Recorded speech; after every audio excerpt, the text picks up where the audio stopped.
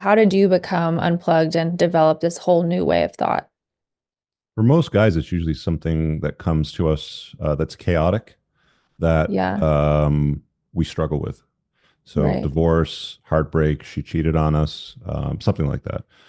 It doesn't always have to be a relationship. For some guys, it might be a business partnership that goes south and they have to, like, oh, I have to recalibrate myself.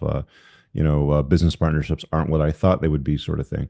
But that's really what it Hmm. just boils down to is you hold a image out there that you think is real, maybe a covert contract that you create in your mind between you and that story. And that story breaks down and it's not true, and you kind of have to unplug from that lie. So that's where that term comes from. Sure, the Matrix, the red pilling and all that sort of Hmm. stuff. Hmm. But for most guys, it's some form of chaos. Yeah. Yeah. I mean, I think that goes for most people in general. Usually, like I usually call it like waking up. It usually takes something, Hmm. painful or something chaotic, something catastrophic in your life to kind of wake you up and like, oh, wait, I've been sold these lies or told these stories or believed these Disney fairy tales, and this is not real life. Yeah. What did you do? Like, so when you started this process of waking up or unplugging, how did you start acquiring your new sets of beliefs or what you found to be true? Yeah, just updating your beliefs. Like I said earlier, reading books, Evo Psych studies, Hmm. conversations, online videos, dating, relationships, what work, what doesn't work. One of the big problems, I think this is true for women, they just hear a different set of lies than men hear. But like Sure. everything we've been told about relationships really isn't true. Most of it's lies, and it doesn't serve either party. Can you give kind of some examples of that? What you mean by that? Um, well, one of the things that they'll tell men is women are sugar and spice and all things nice. And they are when things are great, but I think you have to like treat all women like a loaded gun. You can get hurt if you mishandle them, right? And I think Hmm. for women, like one of the lies that they're told is, chase excellence, climb the corporate ladder, get a whole bunch of degrees, put off family. Don't worry about it. Have it later in your life. You got loads of time.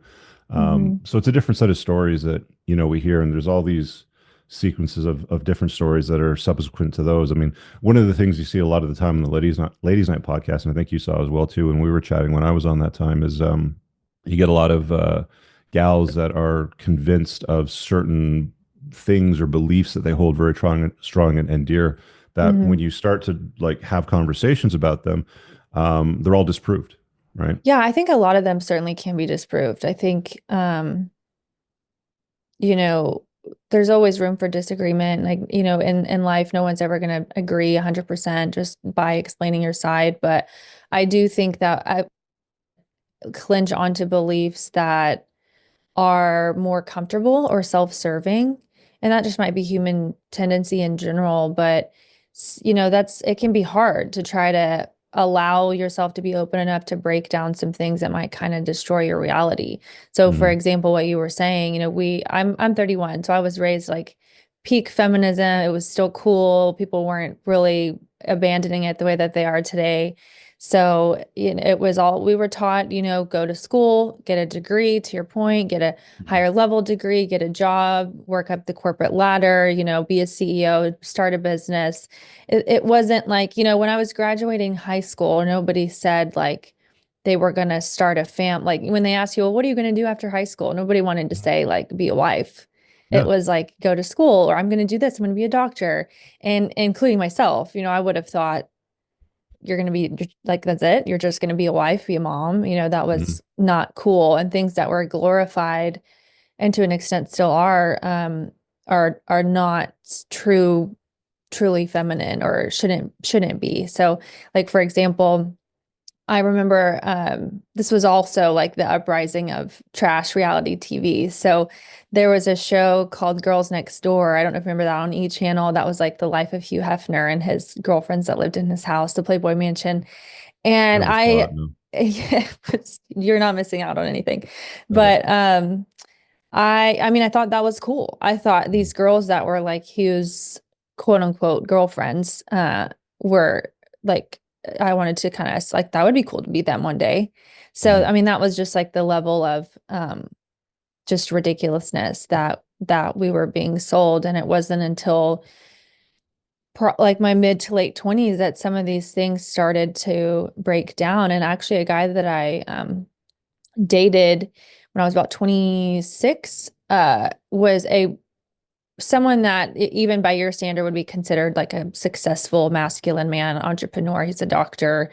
And my first date with him, I was like, whoa, what am I doing? From little things like opening the door for us to into the restaurant, or like walking up Mhm. to the host stand first, or Mhm. speaking first to the waiter, and then watching his reaction. I was like, holy, like I've been doing this all wrong. Felt good, right? Um, did not feel good at all. Oh, it didn't feel good. It Okay. felt good to realize, but it didn't feel Mhm. good to be, I guess, embarrassed in that way. Not that he was embarrassing me, I was embarrassing myself. And Okay. then to just kind of be Because he was like, leading? it was embarrassing when I realized what I was doing and to see the reaction on his face that, Oh, like, oh, so what were you doing? Were you trying to compete or? no, it was just habit or reactionary. I also had come out of a Oh, I relationship with see. someone who was not that was the total opposite. I mean, I was the leader. I was the total driver of that relationship prior to this guy. And so I think I Did was that used to prior one that. feel good? No, no, Right. I ended Okay. up ending it just because I Yeah. was like, I couldn't do it anymore. I was exhausted. I mean, we're not built as women to do all that. I was like, I'm your trainer, I'm your Mhm. mom, I'm your, your cook, I'm your chef, I have I to mean, there's teach you how nothing to more iron. unattractive to women than being an adult man's mom, right? Absolutely. It's, he was very mama's boy too, that guy. And so it was like Mhm. he was just transferring everything his mom was still doing for him or lack thereof onto me. And it was like, this is not a relationship. Like you Here's decide what's something. interesting about what you just said there. So you're talking about this Hugh Hefner show where he had all these girlfriends and you thought to yourself, oh, that would be cool. Maybe I could do that one day, sort of thing. And Hmm. that's a closer, more accurate representation of relationships throughout history than what we're seeing in the last 100 years, right? Where men and women are going out, achieving things, climbing the corporate ladder, getting their degrees, buying their houses, their Teslas, and all that sort of stuff. Whereas, like if you ask women, a lot of the times, we've seen this out there, and we've started to talk to women on our podcast here, where you say, would you rather be the king's mistress or married to the peasant? And most women will want to be the king's mistress, simply because women are actually inherently okay with sharing a high value, successful, top shelf, like prominent sort of guy. Ishmael the Bloodthirsty was the most prominent runner of a harem, if you can put it that way, which has always been natural throughout history. Like most successful men had more than one guy in his, sorry, most successful men had more than one gal in his life. I think he had like 1,000 concubines, over 1,200 kids, or something like that. But this notion of women putting off being wives and mothers and raising children and building a household is now, it's bad. Like you shouldn't be doing that, right? Like all the TV Right. shows, and then you go to other channels, you click through, and it's like, oh, the Desperate Housewives of whatever county or something like that. And these are, well-to-do women that are with men. They don't have to work. Their whole life is a TV show, right? Or they're Hmm. TikTok wives, or something like that. So Yeah. it's, I'm not saying that, there's enough room for this to happen with everybody, but the notion of polygyny is pretty natural throughout history. Like if you look at the records, it exists all throughout history. Hmm.